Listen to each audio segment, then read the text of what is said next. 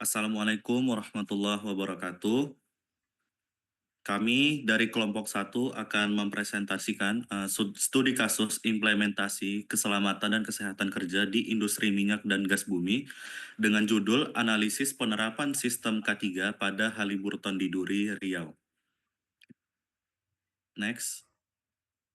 Yang kami hormati Bapak Dr. Insinyur Muhammad Aryon STMT selaku dosen pengampu mata kuliah Kesehatan Keselamatan Kerja dan Lingkungan di Industri Migas. Adapun kelompok kami terdiri dari 7 orang. Yang pertama itu saya sendiri, Arif Mudawali, Farah Syahrin Sabina, Ferry Saputra Panjaitan, Muhammad Rionaldo Agustin, Muhammad Zikra Fernanda, Muhammad Syaiful Bahri, dan Nurmira Safitri. Oke, next. Baik, untuk yang pertama kita mulai dari latar belakang yang akan dijelaskan oleh rekan saya Muhammad Rionaldo.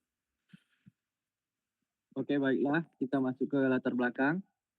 Industri minyak dan gas bumi memiliki peran vital dalam pembangunan ekonomi nasional, namun juga merupakan sektor dengan tingkat risiko kerja tertinggi.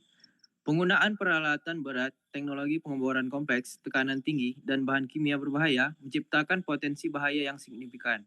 Risiko utama, kecelakaan kerja, kebakaran, ledakan, paparan gas beracun, dan kerusakan lingkungan. Urgensi K3, penerapan sistem K3 yang baik melindungi pekerja, aset perusahaan, dan lingkungan sekitar.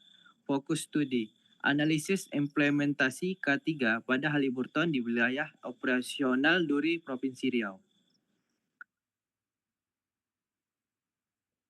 Oke, untuk slide selanjutnya. Masuk ke rumusan masalah dan tujuan. Rumusan masalah, apa yang dimaksud dengan K3 dalam industri migas? Bagaimana regulasi K3 yang berlaku di Indonesia? Bagaimana penerapan K3 pada Haliburton di Duri Riau? Apa manfaat penerapan K3 bagi perusahaan dan tenaga kerja? Untuk tujuan penulisan, menjelaskan konsep K3 dalam industri migas, mengidentifikasi regulasi K3 di Indonesia, menganalisis penerapan K3 pada Haliburton di Duri, mengetahui manfaat penerapan K3 bagi perusahaan dan pekerja. Manfaat akademis, laporan ini menjadi referensi bagi mahasiswa yang ingin mempelajari penerapan K3 di industri migas. Oke, slide selanjutnya.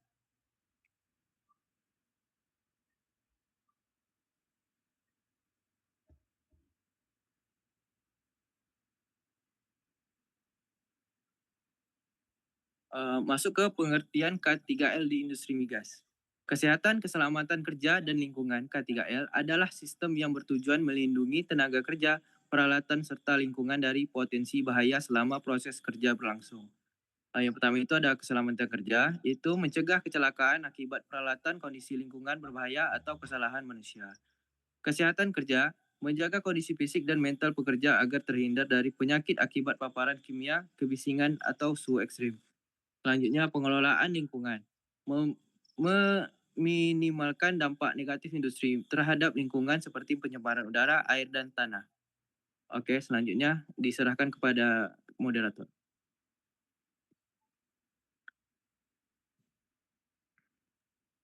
Baik, terima kasih kepada rekan saya Muhammad Rionaldo. Untuk materi selanjutnya yaitu regulasi K3 di industri migas Indonesia.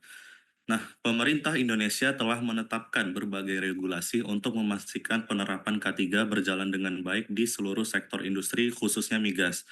Nah, terdapat 4 regulasi yang ada pada K3. Yang pertama itu ada undang-undang, yang kedua ada PP atau peraturan pemerintah, yang ketiga ada peraturan menteri ESDM, dan yang keempat ada ISO 45001. Nah, yang pertama yaitu Undang-Undang Dasar Nomor 1 Tahun 1970, yaitu Dasar Hukum Keselamatan Kerja. Kewajiban perusahaan itu menyediakan lingkungan kerja aman dan peralatan berstandar keselamatan. Nah, yang kedua ada Peraturan Pemerintah Nomor 50 Tahun 2012, mewajibkan perusahaan resiko tinggi menerapkan SMK 3 atau Sistem Manajemen K3 secara terstruktur dan terintegrasi mencakup identifikasi bahaya hingga evaluasi berkala. Yang ketiga ada peraturan Menteri ESDM, yaitu regulasi sektoral yang mengatur standar keselamatan khusus untuk kegiatan eksplorasi, pengeboran, dan produksi minyak dan gas bumi. Yang keempat ada ISO 45001, yaitu standar operasional sistem manajemen K3 yang menggantikan OH SAS 18001 memberikan kerangka kerja komprehensif pengendalian risiko. Jadi dapat disimpulkan bahwa regulasi-regulasi ini saling melengkapi untuk memastikan keselamatan kerja, aset perusahaan, dan lingkungan tetap terjaga. Baik, next. Nah, selanjutnya sistem manajemen K3 atau SMK3. Nah, SMK3 adalah sistem manajemen yang mengelola keselamatan dan kesehatan kerja secara sistematis dan terintegrasi dalam operasional perusahaan. Keberhasilannya bergantung pada komitmen manajemen dan partisipasi aktif seluruh pekerja. SMK3 diatur dalam peraturan pemerintah nomor 50 tahun 2012, wajib diterapkan oleh perusahaan dengan tingkat risiko tinggi seperti industri migas. Baik, selanjutnya ada tahapan utama di sistem manajemen K3. Yang pertama itu adalah penetapan kebijakan K3, yaitu perusahaan menetapkan komitmen dan aturan terkait keselamatan kerja. Yang kedua ada perencanaan K3, yaitu menyusun program, target, dan langkah pengendalian risiko. Selanjutnya ada pelaksanaan program K3, yaitu penerapan kebijakan tersebut di lapangan seperti penggunaan APD, pelatihan, dan prosedur kerja aman. Yang keempat ada pemantauan dan evaluasi untuk melihat apakah program ini berjalan efektif apa tidak. Dan yang terakhir ada tindakan perbaikan berkelanjutan, yaitu melakukan evaluasi serta perbaikan jika masih ditemukan kekurangan. Jadi, sistem manajemen K3 bukan hanya sekedar aturan, namun merupakan sistem yang membantu perusahaan menjaga keselamatan kerja secara berkelanjutan. Baik, selanjutnya akan dijelaskan oleh rekan saya Muhammad Zikra.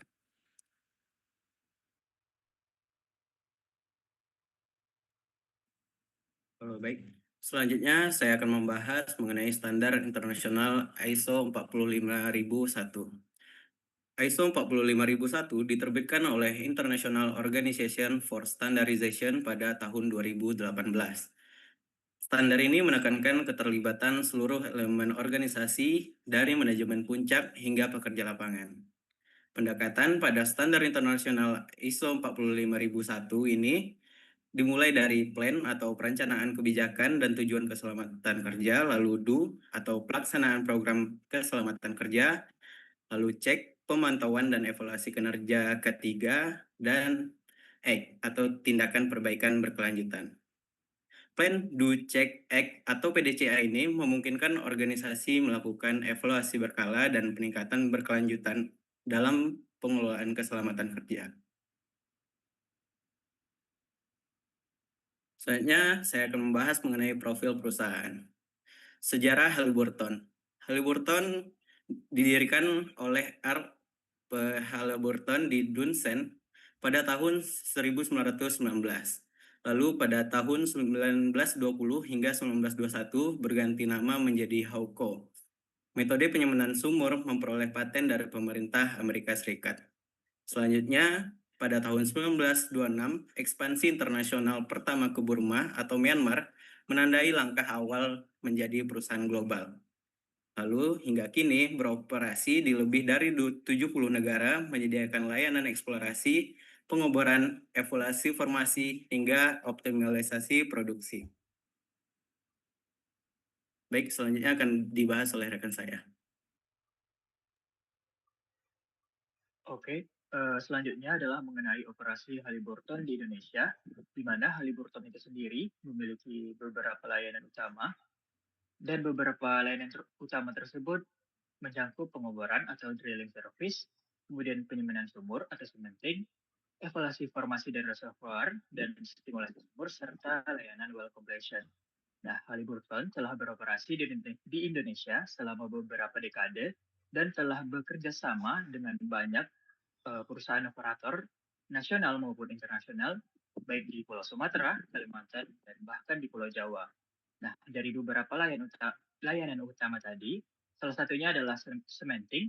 Halliburton memiliki fungsi mengisolasi zona formasi, mencegah migrasi fluid antar lapisan, hingga membantu operator memahami karakteristik batuan dan potensi kandungan hidrokarbon. Oke, next.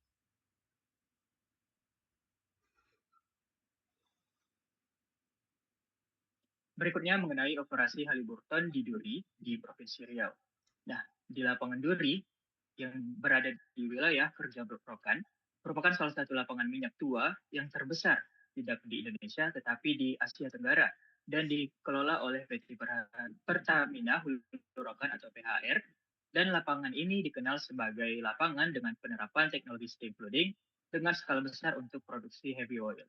Nah, steam flooding ini yang dimana merupakan metode untuk meningkatkan produksi minyak dengan cara injeksi uap panas sehingga nanti akan menurunkan viskositas dari minyak berat sehingga akan memudahkan minyak tersebut mengalir ke sumur produksi. Dan salah satu steam flooding terbesar di dunia merupakan dari lapangan Duri ini. Nah, peran dari Halliburton di produksi ini merupakan menyediakan layanan pengeboran, pendinginan, dan evaluasi reservoir untuk mendukung siklus hidup sumur dari lapangan ini. Nah, tentunya terdapat tantangan teknis, dan tantangan ini berasal dari kondisi reservoir yang merupakan minyak berat dan memiliki tekanan serta temperatur tinggi, serta adanya kebutuhan peningkatan produksi dari lapangan yang telah beroperasi yang lama. Oke, next akan dijelaskan oleh rekan saya yang lain. Baiklah, selanjutnya saya akan menjelaskan mengenai penerapan sistem HSE dan identifikasi bahaya di perusahaan Halliburton. Halliburton menerapkan sistem manajemen HSE yang terintegrasi melalui Halliburton Management System. Sistem ini mengacu pada ISO 9001, ISO 14001, dan ISO 45001 untuk memastikan kualitas, keselamatan kerja, dan perlindungan lingkungan.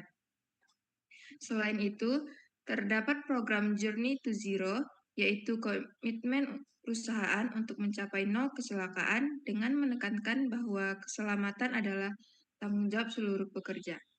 Next.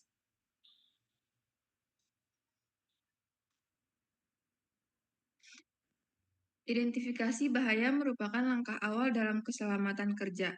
Di Halliburton, digunakan metode JSA atau JHA untuk mengenali potensi bahaya dan menentukan pengendaliannya.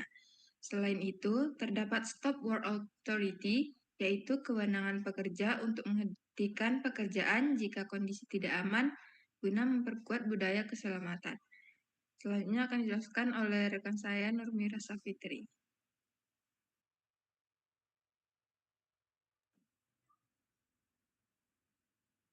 Baik, selanjutnya penggunaan alat pelindung diri atau APD. APD merupakan persyaratan wajib sebelum pekerja memasuki area kerja Halliburton. Penggunaannya melindungi pekerjaan dari bahaya fisik, kimia, dan mekanis selama operasional berlangsung. Helm dan sepatu keselamatan, perlindungan dari benturan dari risiko tertimpa benda berat. Sarung tangan dan kacamata, pelindungan dari paparan bahan kimia berbahaya dan percikan material. Pakaian tahapan api, flame resistant clothing melindungi dan dari paparan panas dan risiko kebakaran di area operasi migas. Perlindungan pendengaran, mengurangi risiko gangguan pendengaran akibat kebisingan tinggi dalam operasional pengeboran. Next.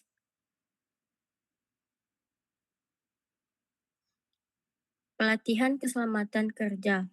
Halliburton secara rutin menyelenggarakan program pelatihan keselamatan bagi karyawan, baik bersifat dasar maupun lanjut, untuk meningkatkan kompetensi menghadapi risiko di tempat kerja.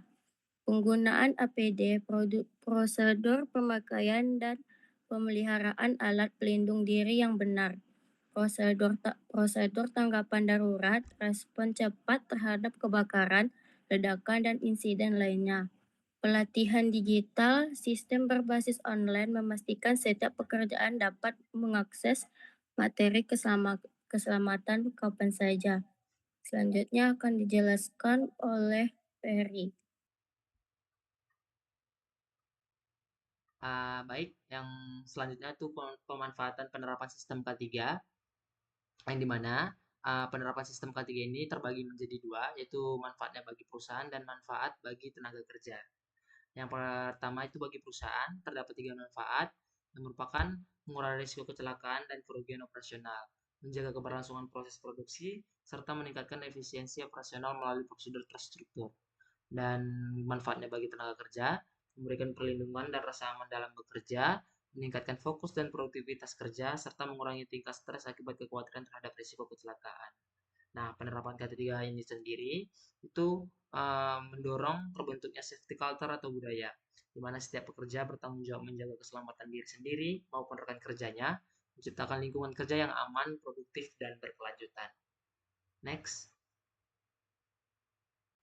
Nah, berdasarkan pembahasan tersebut, dapat disimpulkan menjadi 3 kesimpulan. Yang pertama itu, K3 adalah kebutuhan mutlak di industri migas. Maksudnya, tingginya resiko, kebakaran, ledakan, dan paparan bahan berbahaya menjadikan sistem K3 bukan sekedar kewajiban, melainkan kebutuhan operasional.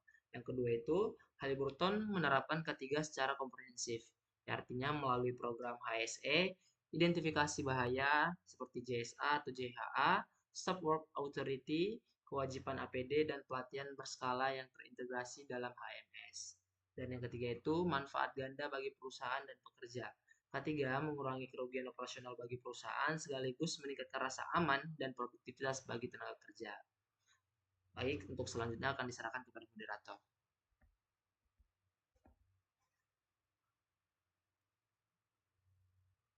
Baik, terima kasih kepada rekan-rekan saya yang telah memaparkan materi dengan baik. Saya tutup. Assalamualaikum warahmatullahi wabarakatuh.